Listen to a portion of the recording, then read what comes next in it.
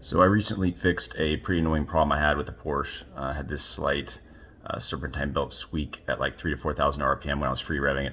Now it wasn't bad enough that you could say hear it when you're driving or anything, but still, since I designed the accessory drive, it was pretty annoying. I wanted to get to the bottom of it. Now in this case, I kind of knew what was going on, had a feeling, but I'm gonna walk you through the steps I used to kind of do the file diagnosis, and honestly, something you can use anytime you have a weird squeak you can't quite nail down.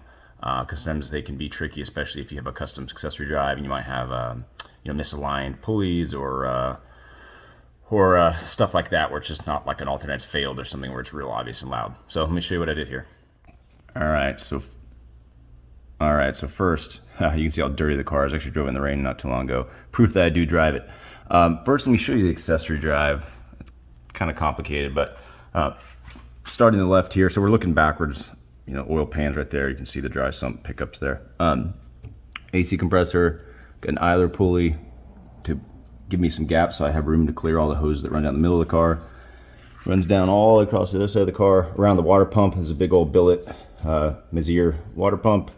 Wraps around that pulley, goes around this idler right here, goes back up around the alternator pulley, back down here. I'm using a wide angle lens, so it looks kind of funky, but otherwise you can't really see it. So and it goes up there around the crank pulley, down the other side of the crank pulley, around this idler, which sends it over the AC compressor. So lots of belt wrap on all the accessories, no reason for squeaking. I didn't think it was belt slip. It's got a proper tensioner and all that good stuff. So the first thing I noticed when I got under here was how clean the back side of the belt is. There's no lettering left on it. It's kind of shiny, which told me it was slipping, or wiping rather, across the pulleys. So of course you can check and make sure the pulleys rotate freely, and they did. So I knew that wasn't it.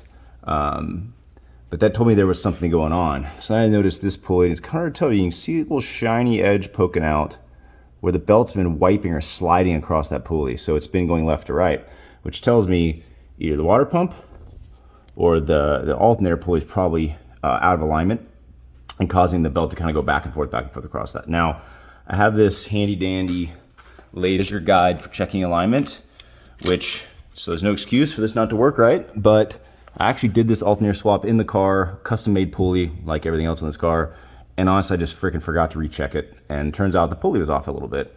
So since I had done the alternator and I started hearing the noise, I kind of knew where the noise was, so I cheated, but and I was right. I went ahead and pulled everything off, put the lasers on the water pump, shot a laser from the water pump to the alternator pulley, and sure enough is off by about 80 thousandths of an inch. So I added some shims and it's all good now. But a little trick, it's not that obvious. In this case, I kind of knew what was going on.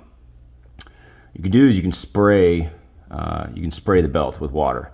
So just get a squirt gun in here and spray it near where it's going on. And if the noise gets quieter, it's a misalignment problem, because now you've basically added a lubricant so that slight wiping back and forth won't cause the noise anymore. If you spray the water and it gets louder, the belt's slipping, you just basically made it slip even worse. And usually that's a tensioner problem. If you have a manual tensioner, it's because the tensioner's not set tight enough, or maybe your automatic tensioner's going south. Anyway, that's it for that. Problem's all solved, and like I said, car's super freaking dirty. Proof that it does get driven. Hope the tip helped you. If you're clicking on this with a squealing belt, it's kind of a trick to figure it out.